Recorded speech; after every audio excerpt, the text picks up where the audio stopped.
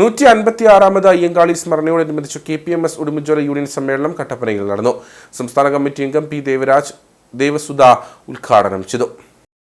സംഘടനയെ ശക്തിപ്പെടുത്തുക, ആശയങ്ങൾ പ്രചരിപ്പിക്കുക, സംഘടനയുടെ വിവിധ വികസന പദ്ധതികളെ ചർച്ചാ വിഷയമാക്കുക തുടങ്ങിയ ലക്ഷ്യങ്ങളോടെയാണ് സമ്മേളനം സംഘടിപ്പിച്ചത്. സംസ്ഥാന കമ്മിറ്റി അംഗം P. ദേവരാജ് ദേവസുധ സമ്മേളനം ഉദ്ഘാടനം ചെയ്തു. മഹാത്മാ അയ്യങ്കാളിയുടെയും അംബേദ്കറുടെയും ആശയങ്ങൾ പൊതുസമൂഹത്തിന്റെ ഭാഗമായി മാറേണ്ട കാലം അതിക്രമിച്ചു. അതിനായി പ്രവർത്തകർ മുന്നിട്ടിറങ്ങണമെന്നും അദ്ദേഹം പറഞ്ഞു.